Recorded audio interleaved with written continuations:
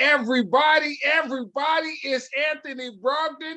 You are at the Strong Inspirations where we give it to you straight, no chaser. I let the people do the talking on this channel.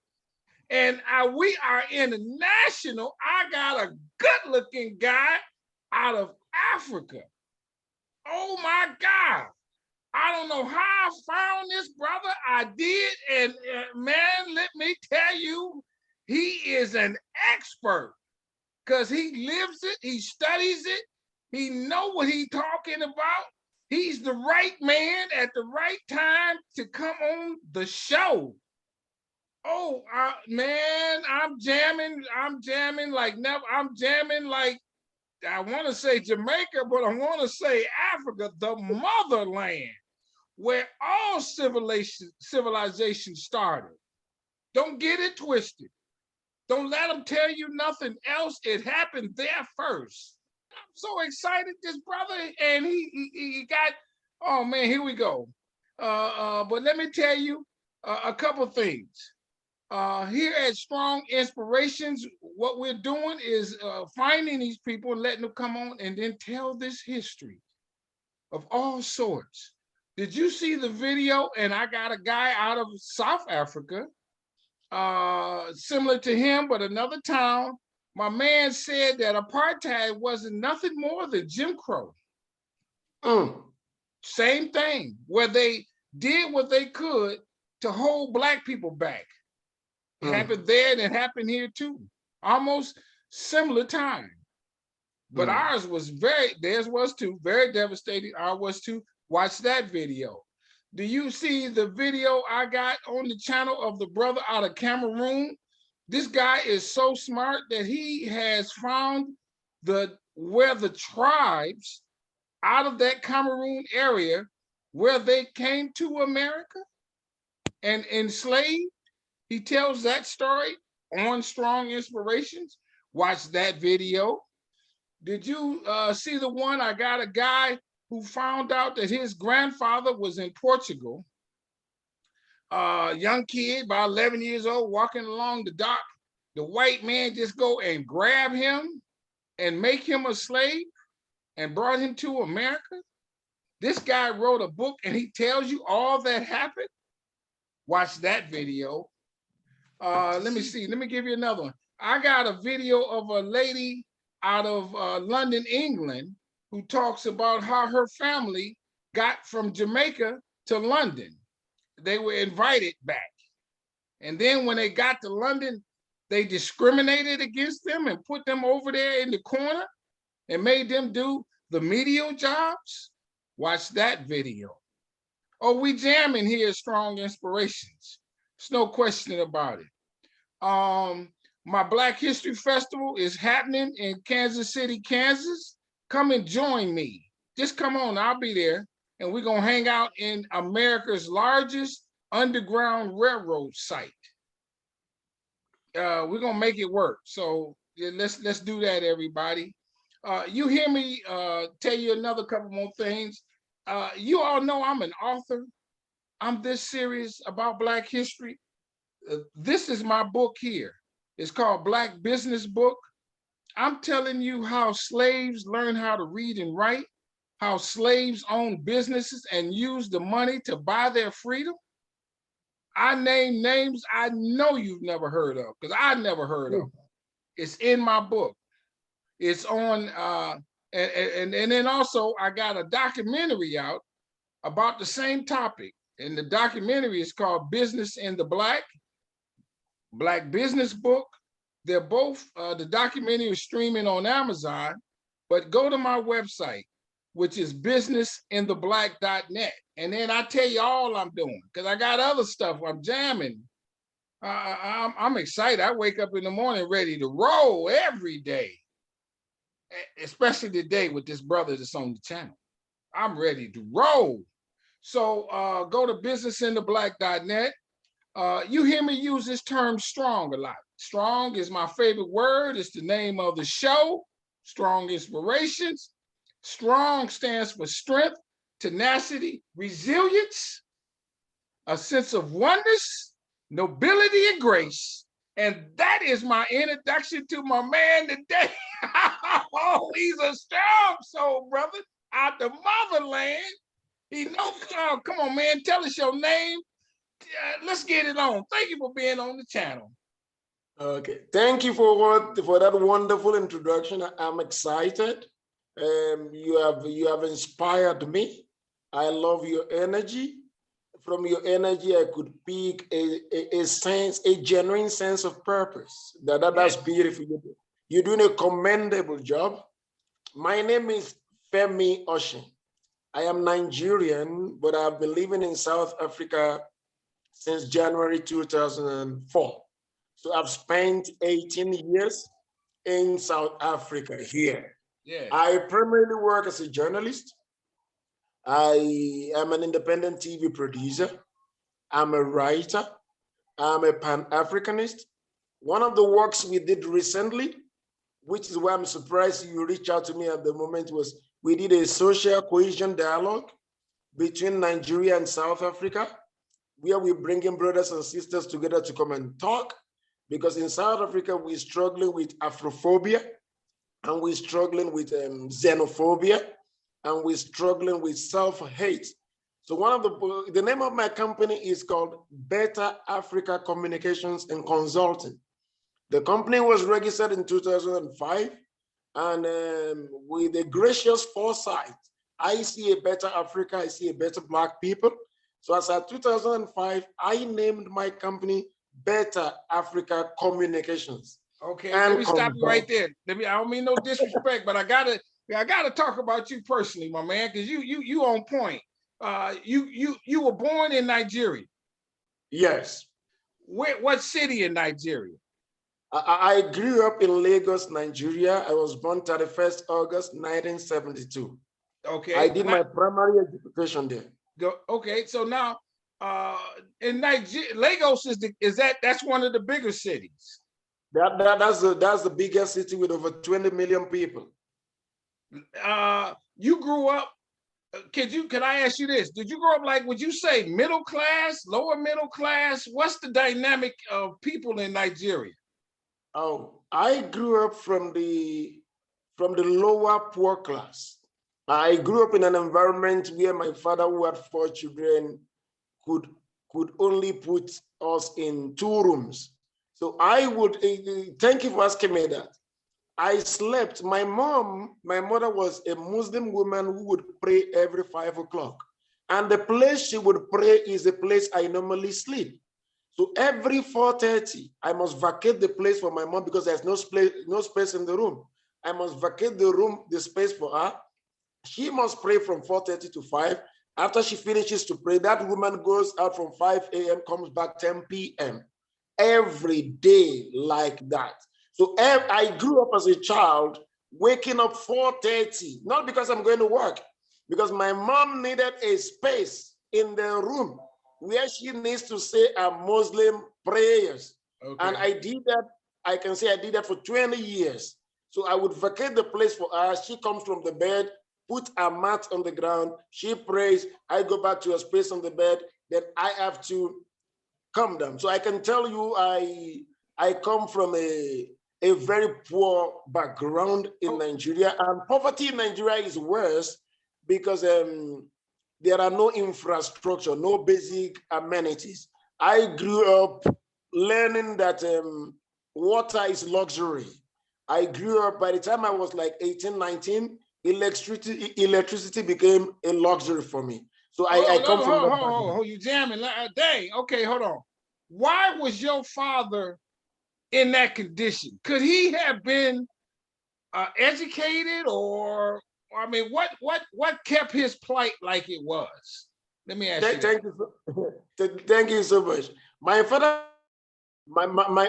never had the opportunity to be raised well. He didn't go to school enough. It was like somebody who only had a secondary education. Then he came down from a part of Nigeria because his father was chased out of the village by some people who were diabolical. And to preserve him, the father needed to take him to a different environment where he would grow up so that people in that environment would not be able to do him harm. So my father had only one brother. and he died. He was poisoned whilst drinking. So it's Really? very fascinating. Up until I only know my father in my father's family. I don't know anybody. As I'm speaking with you, I know no soul from my father. I grew up knowing my father as the only person from his family. Before I grew up, my granddad had died, my grandmom, my dad. I knew only my father. My father only brother had died whilst they were young. So I knew only him, and I didn't know anybody from that side of his family. So he was battling with the economic problem. He was a secondary school educator. He learned a bit of technical work, and he was working in the Nigerian breweries as a technical man. So he couldn't afford much. Okay, let me ask you this. So you lived in the, if you don't mind, was your neighborhood violent? Oh, Jesus. You must be a prophetic man to ask. Why did you ask that? You are asking me a question nobody had asked me in a lifetime. And I'm going to tell you a story that one of the most violent stories that had ever happened in Nigeria happened in my neighborhood. Really? Yes, one of the most violent stories that can happen to Black Africans happened in the place where I grew up from. I grew up in an environment they call Fadeyi in Lagos, Nigeria. It was off the main road. So I grew up as a 1995. The gang violence that I started experiencing as a child is where people will take up cutlasses, machetes, and gun, and they will be killing each other. That violence started in 1995. It was a violence that happened 95, 2005. This violence went down about 2015. So I grew up seeing people fighting. Well, let me give you this. When I was very young, the older brothers in my environment, when they fight, to show that you are a man, you pick a bottle of beer and you break it with your ankle, on your ankle of your leg. You break it on your ankle. You shook yourself with the bottle like 3 times before you even stab the other person. I grew up seeing that when I was a child. When I was a child, the older brothers, when they are fighting, they fight naked. They pull off all their clothes. And now when you ask me that, I didn't know that violence that I had internalized was affecting me. It took me a long time to know that I had been exposed to too much violence.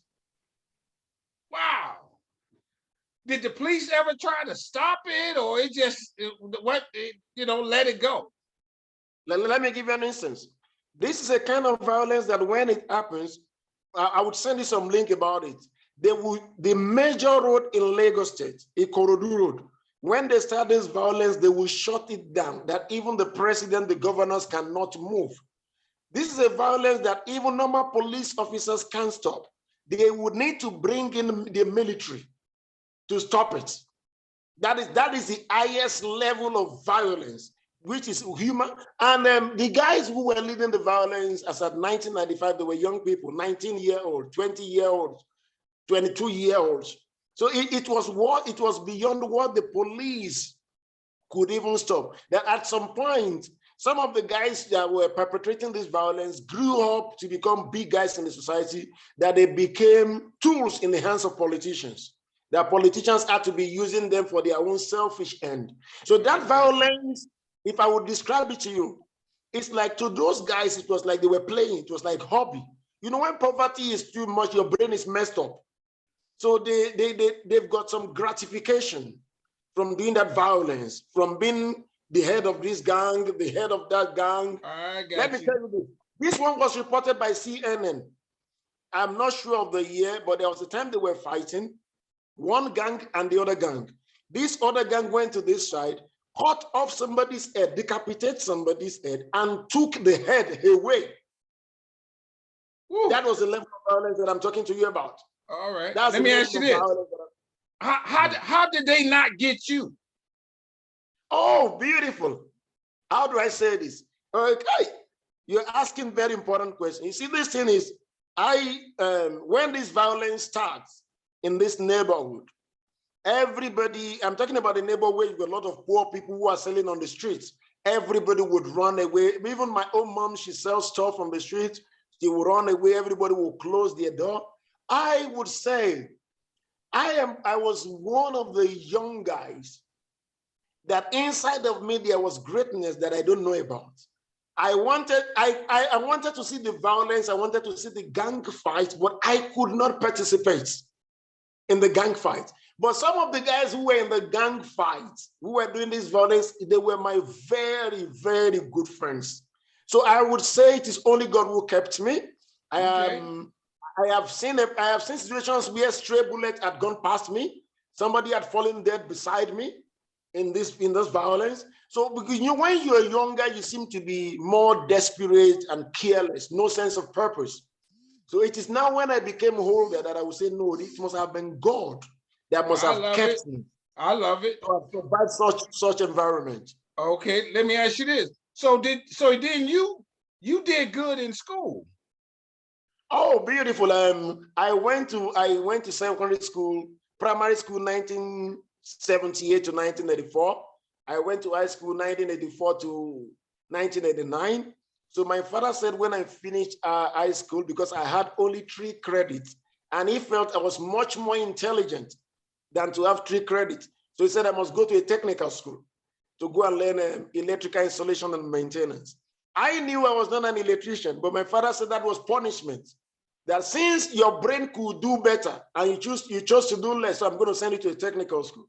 So I spent 3 years in the technical school. I came out, there was no job. Then I had to be doing many jobs, going to work as a laborer in construction sites, go to work in a cold room and see if I can get a job. So I got frustrated. Something in me said there is a greatness inside of you. So I got a job where my father was working at the Nigerian breweries till 1990s. That was in 1997. Whilst I was working, my brother, I saw young managers. And I said, no, these guys are my mates. They are managers. Why am I here picking bottles, arranging crates? And then I told my friend, I said, I don't want this life. I said, there is better, something better out there. So my friend said, what are you going to do? I said, I'm going back to school. He said, no, you can't go back to school now. You're too old. You left high school 1989. You want to go back 1997. I said, no. He said, where are you going to get money? I said, forget the money. I'll go back to school. Love it. Then I said, yes. I said, I'll go back to school. I said, no matter what it's going to take me, I would have to go back to school. So then you went to college? Yes. So what I did was I went back to school 1998 to study mass communication. So by 1998, I was already like 26 years. I was 1972. So I got there 1998. 1998 to 1999, 1998 to 1999, I did my first college. I came out as the second best student with distinction. Yes. In that school. Yes. Year 2000, I went to school. I went to do the industrial training. Then I went back to another school, 2001, 2002. And I came out as the second best student again. Yes. In that school. Then I left. So when I finished that year in Nigeria, that is what you do. When you finish as a graduate, you use 1 year to serve your fatherland. So I was not qualified to do that because I was above 30. If you're above 30, you can't serve your fatherland. Then I said, what must I do? Then I said, I'm going to try to go to South Africa. That's how I found myself in South Africa. Okay, we're going to get to that point. We're going to get to that point. Let me ask you this. So if a person in Africa had the wherewithal like you did, they can get out of poverty and make something of themselves. Yes. Yes. No, let me put it like this. I didn't have the wherewithal. I didn't have the resources. My father could not sponsor me, but I had one thing. I had an unwavering determination. I love it. And I will say this. I said, a man with a broken focus has covenant with failure. I made sure I was super focused. I knew there were challenges. I knew the system was strong, but I made sure. Let me give you this. You see, to finish a semester in school in Nigeria is 13 weeks. I would wait for 5 weeks. The school would have started. I would need to work and support myself. So I would only go back to school to go and spend the rest of 8 weeks, and I would still compete very well. But Yes. I am doing this because there are times I would not sleep. When I was doing my first college years, the place I did my college, there was the house I was living, there is no electricity. So you have to read by very low lantern light.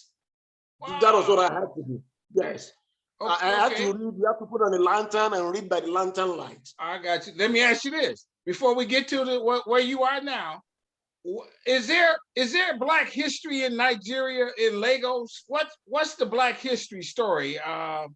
That the white people came and conquered it, and then they lived on one side of town. They live in all grandeur. The Black people living over on the other side of town. What's the Black history and the colonization of Lagos? In Nigeria, generally, Nigeria had what you call slavery, slave trade.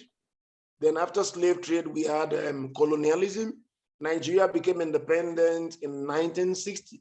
But Lagos, the Lagos coast, is one of the places where the highest number of slaves were transported. Really? From that Lagos coast. Yes, from that Lagos coast to the west. Because that particular coast links the Atlantic Ocean. So the highest number of African slaves were transported from the Lagos coast because of access to water. So whilst we had slavery, from slavery it was colonialism. When we were growing up, Nigeria now had about 33 years of military rule. When the white people were living in Nigeria, they did a divide and rule. The northern side of Nigeria was less educated, and they thought they could manipulate them, they could control them. They were looking for a puppet. So they told those ones to stay, to make sure they always have access to power against the southern part of Nigeria. So you add slavery, colonialism, neo-colonialism. Now let me give you a report. Okay. The first rigging of election in Nigeria was done by Britain. There was a British man who now brought out a classified report that it was mandated by the British government to make sure that the Nigerian election of 1959 was rigged in favor of a particular political party that the UK could be controlling. So they introduced rigging to the elections in Africa. So when we do elections in Africa now, you see the West, they will say they are sending us monitoring group to come and monitor our election. You cannot monitor an election where you made the foundation to be rigging. You did the rigging. So I am not a fan of the West sending us people to come and monitor our election, because they don't really, they have no interest in the fairness of the election. Their only interest is how does it make them better. Okay, let me ask you this.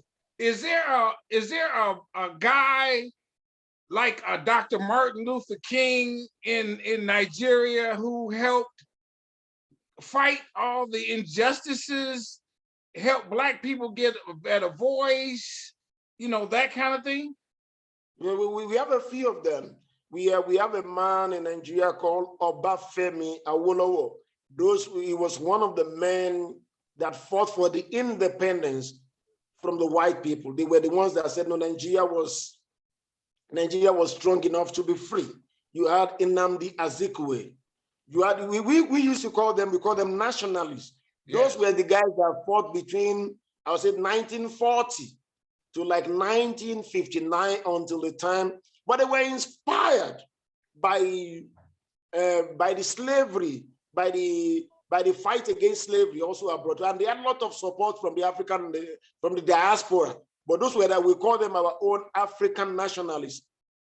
There are a lot of people like that. Did you ever hear Black history in America? I hear of Black history in America. I've been following Black history in America since 2006, and I used to read a particular magazine. It's called New African Magazine. I think it was being published in the US or in the UK. So every August they will do a Black History Month, and I will read a lot about Black history. So I've been following Black history in Africa, in the United States, and other part of the West. Because to us in Africa, if I would say this to you, When we recently did our social cohesion dialogue to bring unity among brothers and sisters in Africa, one of the points that we came up with is how do we involve the diaspora? How do we involve our brothers and sisters who are African American in African issues? Because you see, there are some things we don't see because we are in the system that you guys over there, you see. And there are ways you could help us. So the next level of unity for the emancipation, restoration of dignity of the Black people has to be unity between people who are in Africa and Africans who are in the diaspora, as not African migrants, African Americans who are that side. We don't have sufficient collaboration with you guys, okay, to be able to do things together. Is there so let's stay on that just a little bit longer. So have you heard of W.E.B. Du Bois and people like that, Frederick Douglass, and you know those names? Those names, I read them in history in school. When I was in high school, they would teach you part of the history we did was slavery. So W. Du Bois would be one of the people you will read about. Frederick Douglass, we read about them, we know them. They're very popular this side. Okay. So when you but you said your Black History Month is August? No, the popular Black History Month they do in Africa that I know of, I think maybe I think I got it wrong. I think August is the Women's Month. Yes, I think August is the Women's Month. I've forgotten the particular, but the same one you do in the US is the same one we do here. Okay, let me ask you this: is there a difference between dark-skinned and light-skinned Nigerians? Yes, the difference is so much that you see some people who are black-skinned, they are trying to bleach their skin to look white. Yes, bleaching of the skin to have a fairer complexion is one of the major social problems in Nigeria and in South Africa. You still have people, especially much more women, who still feel they look better when they are not darker. You see a large percentage of the income of African women is spent on Brazilian hair, is spent on Indian hair. They are not appreciative of the kind of hair they wear. You will see a young girl who spends $300 to have an Indian hair. So bleaching the skin to look maybe white, if I may say that, yes, it's a major problem. It's a major problem in Africa. Did you know any white people growing up in Nigeria? Did you have any white friends? Did you go to school with white people? And how did you feel about white people?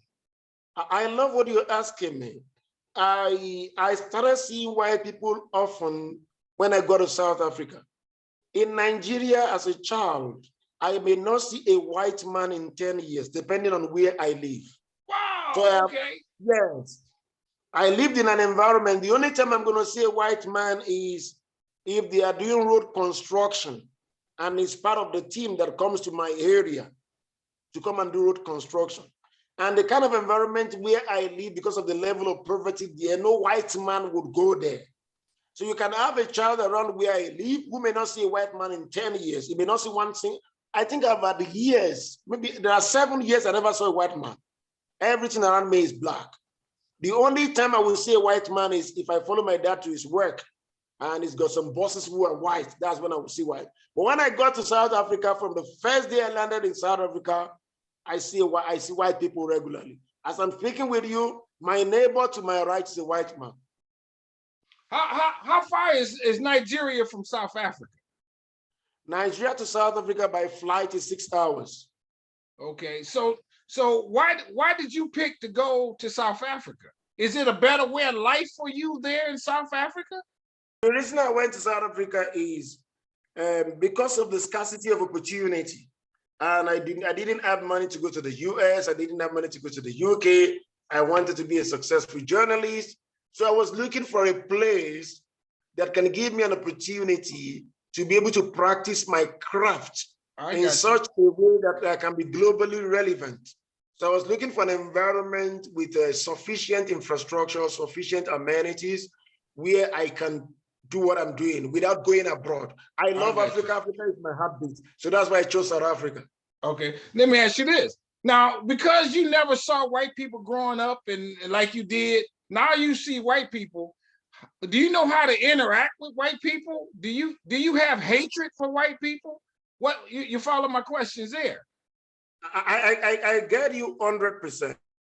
If you come from Nigeria and you live in South Africa, it would take the grace of God for you not to have hatred for white people, even if you didn't have it before. Now, why is that so? The white people in South Africa, they had many years of domination over Black people. So the Black person in South Africa is subservient. He fears the white man. He bows to the white man. So I come from Nigeria. I don't fear a white man. I don't bow to a white man. Right. I don't see a white man in my environment. I see a white man as my equal. Right. So when I'm in this environment, I started having encounters with white people who felt like, who were angry that, are you not intimidated? Why would you stand up to me? Why would you look at me in the eye? I had that experience. So even till today, even when I interact with white people, and there are times I stretch out my hands to shake some of them, they don't shake my hands. And I don't give a hoot about that. I am human, I am complete, I'm sufficient. I'm from the greatest civilization. I am from a race of the most informed people in the world, so I can't bow to any white man. As much as they try it in South Africa, they don't like, generally Nigerians don't bow to white people. Generally, Nigerians are people who are able to develop on their own. So I don't bow to white people. But so I work with them. I work with one of the largest media organizations in South Africa. There were white, there is Black, there is Indian. We interacted. But even up until today, I have still got a neighbor who think I'm less a person because I'm Black, which I have told him where to get off. You know what I mean? I don't have. Yes. So when I met a white man, I try to show you love and let you know that we are fellow human beings. But if you want to give me a larger than life posture, I don't bow to that. I love it. Let me ask you this. Do they, and because of where you are now, are they giving you an equal shot at making it to being more successful? Equal pay? You know what I'm asking you? You get articles that you can write only about Black people. Are you able to assimilate and maybe even climb up the ladder where you work at? No, it's much more difficult in South Africa. Let me put it like this. For you to be a Nigerian who lives in South Africa, in terms of opportunity, you are like number 5 or 6 on the list. Because of apartheid, and many years of inequality between white and Black in South Africa. From 1994, South Africa became independent. They did what is called Black economic empowerment. That mechanism was put in place made to be able to address the inequality of the past. So what you do in South Africa is you prioritize Black South African in terms of opportunity. After Black South African, a white man, because of many years of advantage, they still control the economy. They gave the political power to Black Africans, but the economic power is still white control. The banking industry is white control, 90%. The real estate industry is still white control. The media industry is still white control. So because of many years of white advantage, even though they're trying to do Black economic empowerment, it's still not working. Because you don't give me anything if you don't give me economic power. You know what I mean? So in South Africa, you've got Black South African, you've got a white South African, you've got people from Southern Africa, the neighboring African countries, before you can think of somebody from Nigeria. You know what I mean? So I need to work twice hard. I need to be twice good at what I'm doing to be able to earn a living. Oh, I love it. Is there, let's say, for example, you're middle class in South Africa. There's now a bigger middle class? You can find people who make money like you. Y'all go to the same bars and hang out and social clubs, things of that sort, right? Yeah. You have an emerging middle class in South Africa that is called Black Diamond. And that has been happening since 1994. And the middle class emerged because of the Black economic empowerment, because of now there are opportunities for Black people to a reasonable extent.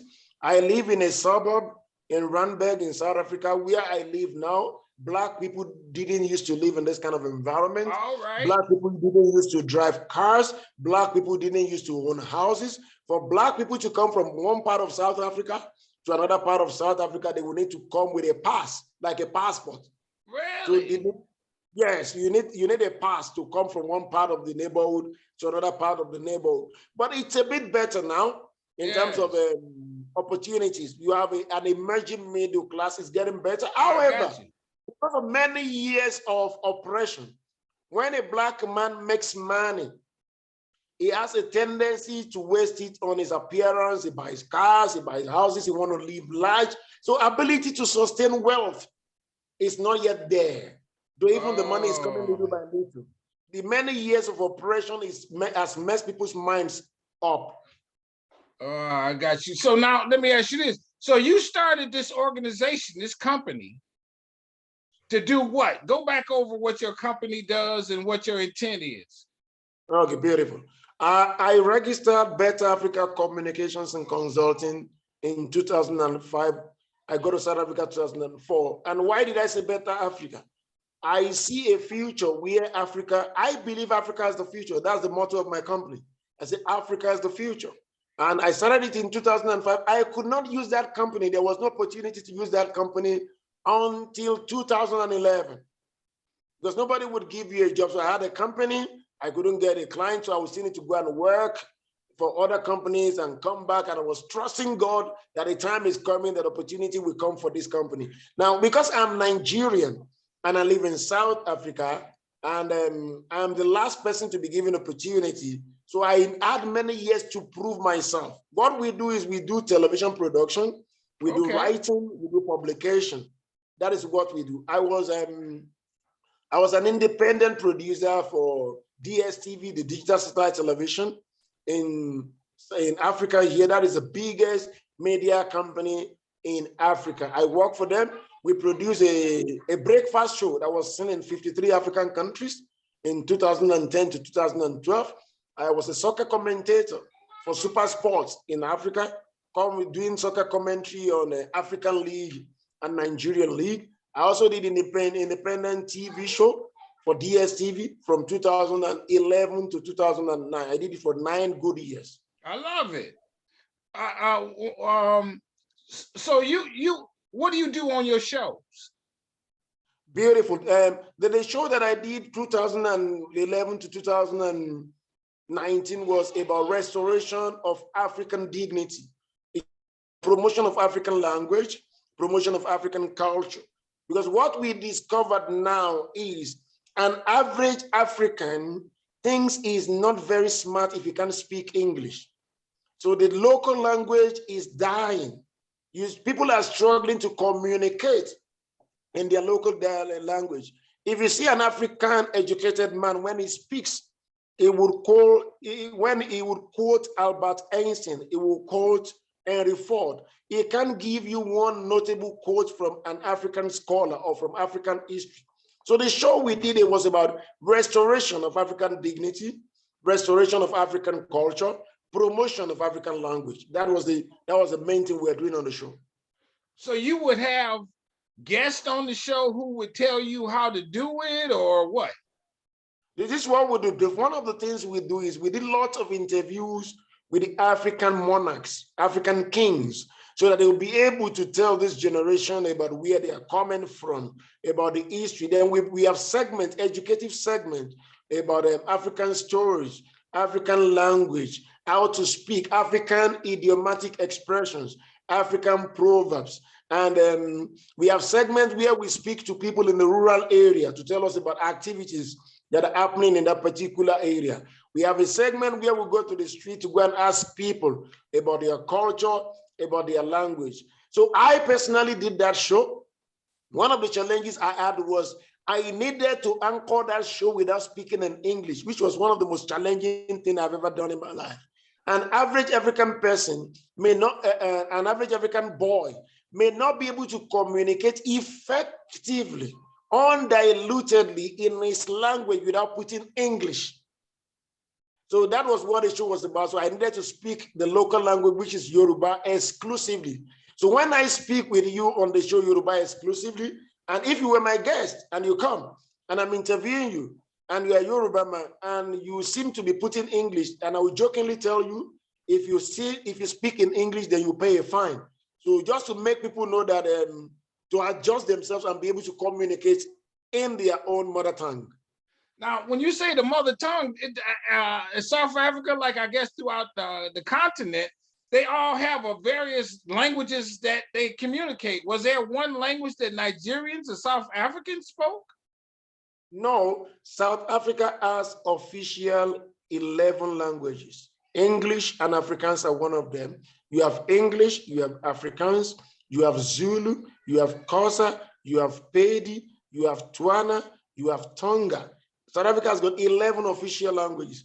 Nigeria has over 400 languages, but they have three major ones. You have Hausa, you have Igbo, you have Yoruba. Under the Yoruba language, you have a lot of sub-ethnic languages, over 100, over 100. So if there is, the South Africans and Nigeria don't speak the same language. When I address my fellow South Africans who are Black, we speak in English. How many languages can you speak?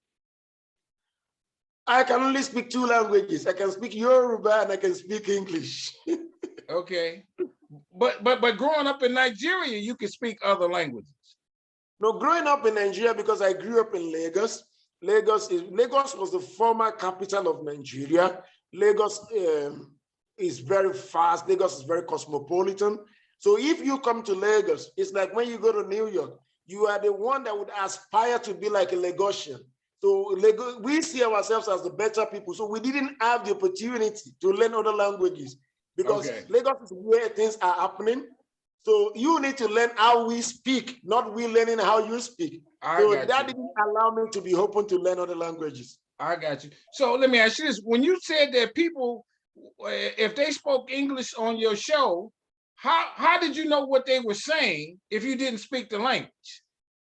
No, what I say is the show was primarily done in my language, and I'll ask you questions in my language. So when you speak, when you attempt to speak your mother tongue and you put English, then I will correct you. I say, hold on there, don't speak English.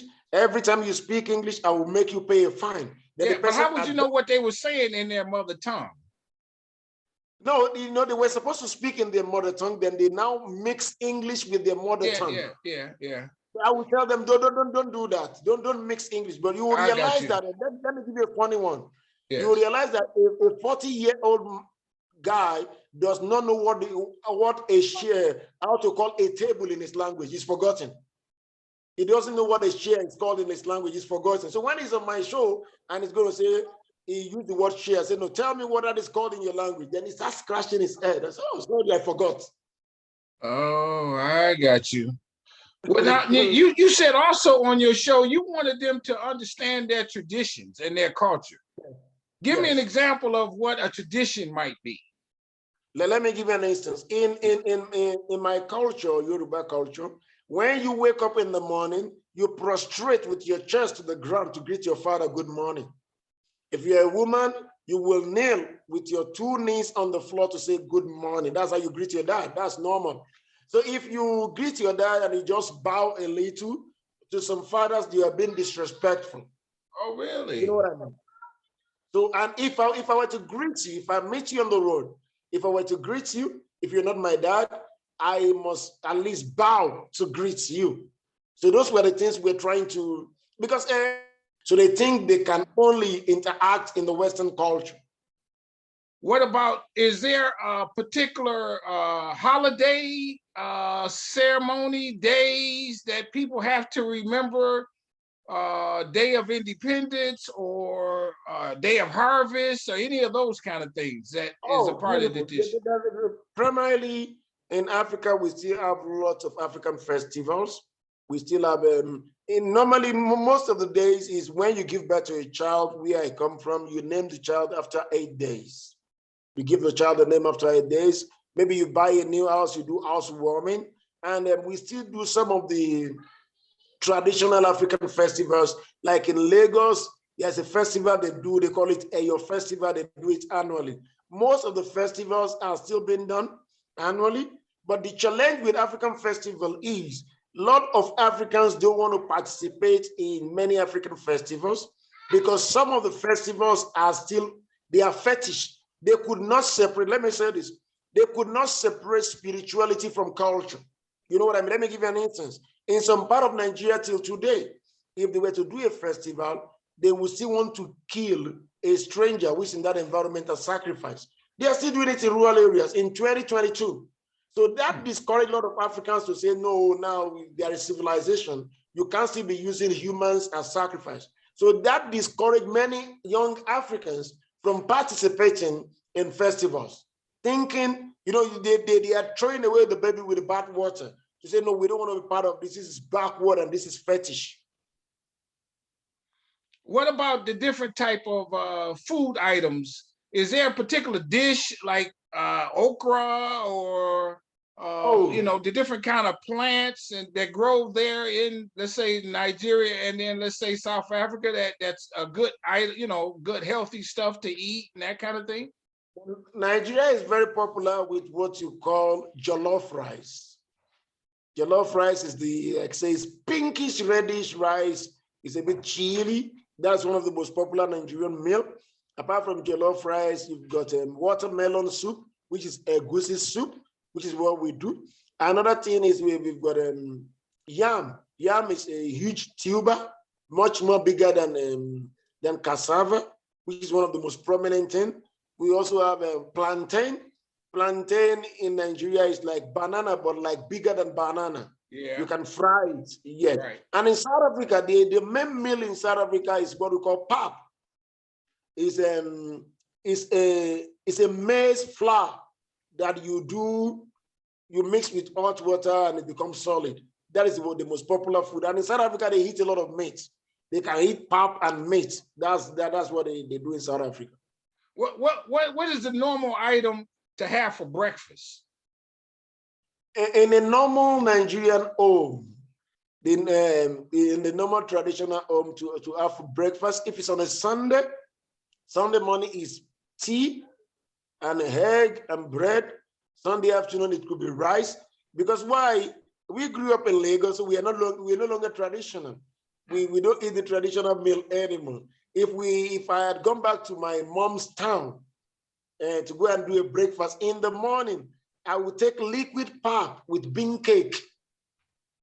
That's what I would take in the morning. I would take a liquid pap with bean cake if I were in my mom's town. But if I'm in Lagos, what I'm going to eat is still going to be a bit Western. I see that you got a shirt on that says Raiders. Where did you get that? Where did I get what? Your shirt. Oh, Yeah. Yeah. I got it at the mall. I got this at the mall about a week ago because winter is coming. But I think the reason why I brought it up is that you all don't always wear African garb. Oh, I wear a lot of African garb. I wear a lot of, actually on my show, I am known to be somebody who wears a lot of African garb when I'm doing my show. But in South Africa, the weather determines what I wear. Winter is coming, and a lot of African garb is very roomy. A lot of breeze is going to be coming in. So throughout winter, it's going to be difficult for me to dress African. I got you. Do you wear suits? I wear suits occasionally. Okay, let me just say this. I'm a pastor. Okay. So as a pastor, I wear suit occasionally, but let me say something very funny. One of the reasons I don't wear suit is many African pastors think if they don't wear suit that they don't look good. So that puts me off. A suit should not define me. No, I don't need to put a tie. And I'll be honest with you, my wife knows this. One of the most uncomfortable dressing item in the world to me is tie. I don't feel comfortable to wear a tie. So I wear suit on extreme occasions. And I wear suit also, and I stopped wearing suit because I see, if you check, 90% of African pastors, when they want to dress good, they think only when they wear suit is when they have dressed good. So I don't believe in that. But let's stay on the attire again. So it's not like a lot of kente cloth or mud cloth. Is that the normal attire there? Now, as we speak, African attire is also dying. People are not very.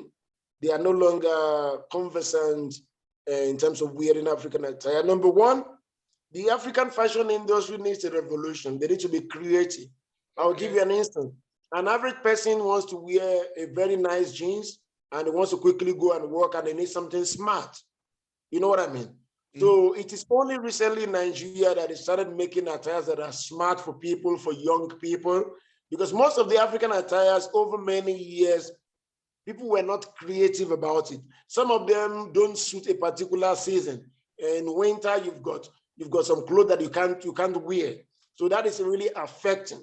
But in terms of the consciousness has changed in the last few years. But in terms of statistics in South Africa, 90% of Africans don't wear African attire. Really? 90% don't wear it. Okay, one couple more as we almost come to a close. Your show, how big did it get? Was it the #1 show because of what you were doing? Are you famous there? You know, everybody knows you. Did you get awards from the government? You know, that kind of thing. Tell us a little bit. Brag on it. One of the biggest shows that I did is called Agogo Ayo, which means bell of joy. Bell of joy. That show made me one of the most famous TV persons in Nigeria. Really? From a weekly show, it became a daily show. I run the show 365 days for like 5 years every day. And the show was seen in about 24 African countries. So with all humility, I am one of the most popular African TV personalities. And I also, don't forget, I did a show in 2011 and 12 that was seen across Africa, 53 African countries. We did Good Morning Africa in 2010, 2011. The show that I called Agogo Ayo, at least I won at least about 6 awards as the most outstanding show, the most outstanding media personality. I won a lot of awards on that show. Did you win some awards? Do they have awards like you know, where you get a plaque, Golden Globe, and that kind of thing? No, yes, we've got it. All of the awards they gave me plaques, they gave me a certificate of merit. But unfortunately, the awards were being given to me in Nigeria, but I'm based in South Africa. So I only went to, I went once to receive one personally by myself because it coincided with the time that I was going to be in Nigeria. So I received the award by myself. We're coming to a close almost now. What was your show on TV, or you had to have cable, or how did people see your show? It was on a digital satellite television. Okay. So you need to have a cable to be able to see it. Okay. It was on a digital satellite television. Let me ask you this. Have you come to America ever? Have you ever been to America? I have never been to America, but I must also say this. And my wife has an aspiration to visit America. I don't have aspiration to visit America. I am very much African at heart. And the reason, let me say this, the reason why I don't have aspiration to visit America is I seem not to enjoy what I've seen on TV in terms of social cultural development in America. You know what I mean? Okay. I feel if I go to America, I would lose myself. Because I'm going to be 50 in August, and I've lived in Africa for 50 years. So if I'm in another environment where that would kill my socio-cultural aspiration, I don't like it. And I don't think America is an environment that allows African socio-cultural element to thrive. You know what I mean? Oh, That is okay. why that is it. I've never visited America. Let's see this. Are your parents still alive? Have they seen your success? Oh, in 2006, my mom was selling bread on the street. Then somebody went to her and said, "No, you didn't tell me you've got a celebrity as a son." My mom said, "No, I don't know what you're talking about." I said, "No, we just saw your son on TV now. He's speaking to the whole continent."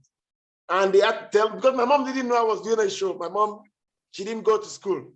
So they had to explain to her that your son is participating in one of the, I was the online sub-editor, Big Brother Nigeria. So I was one of the online sub-editors, the guy who was doing the website and writing behind the scene. I was the online sub-editor, Idols West Africa. I was online sub-editor, Big Brother Africa.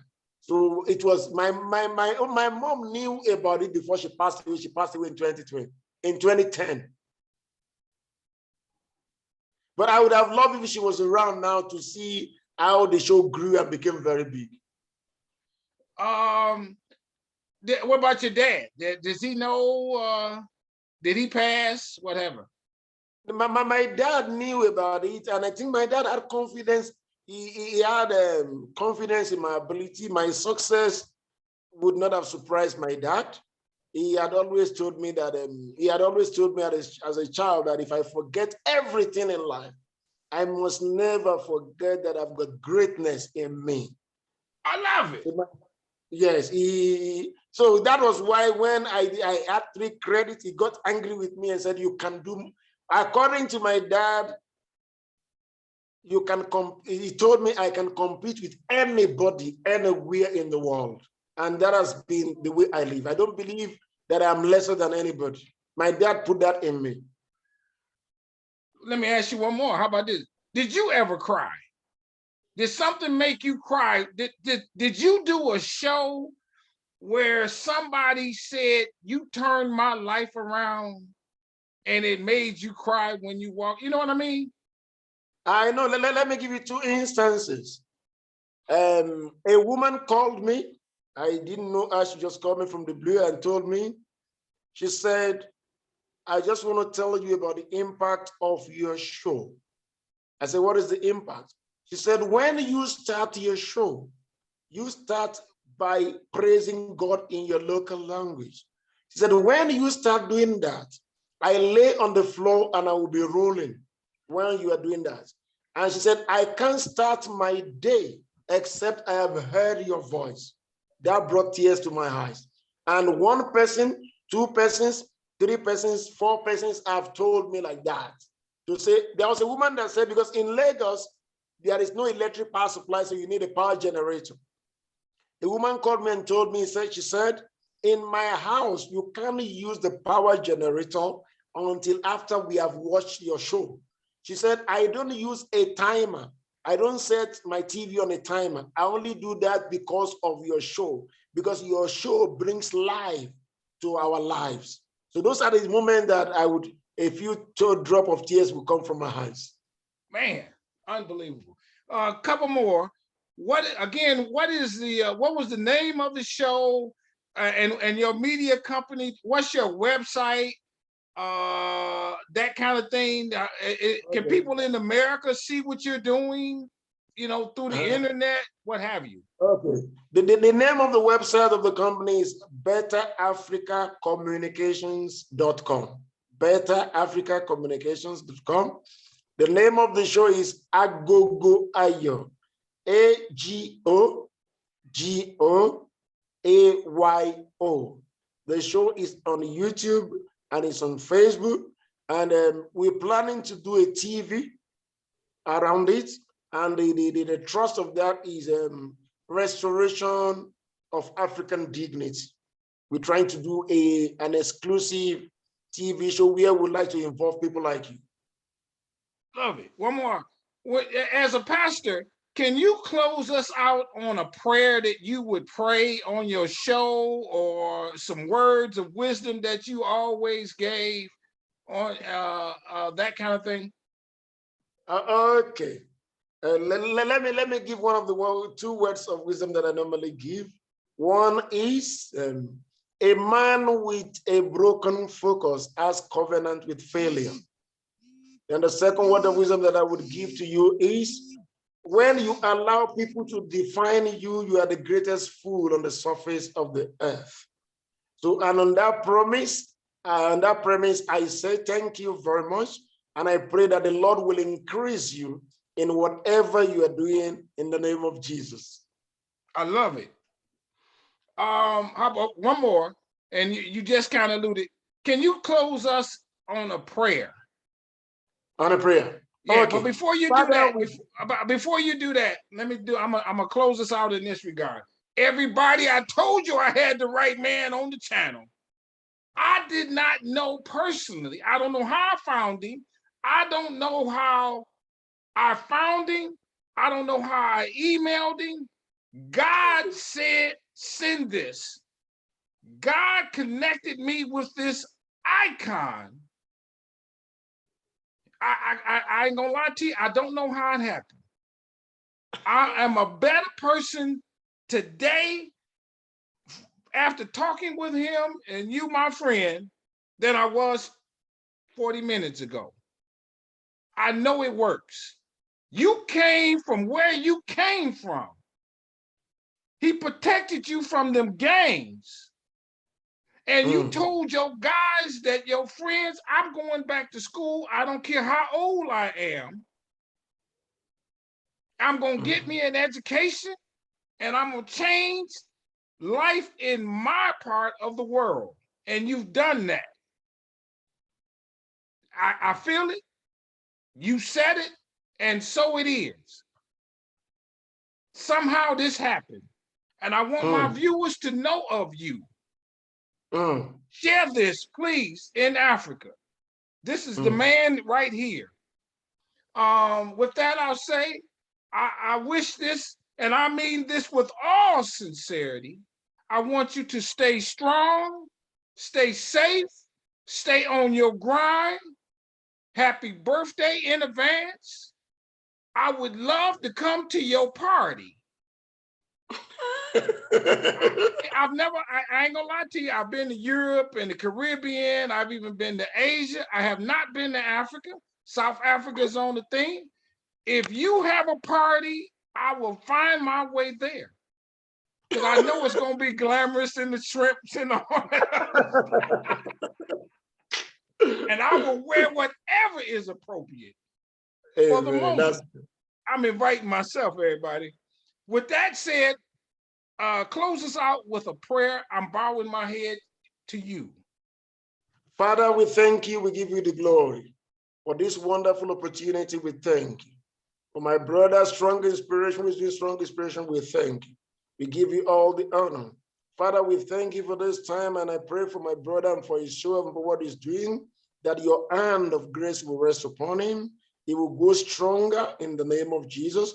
I pray for myself. I pray for everybody who is going to watch this video. I decree and declare that the favor and the mercy of God will not depart from you in the name of Jesus. Amen. Amen. Amen. Much love. Thank you so much. Bye-bye. Bye-bye. Bye.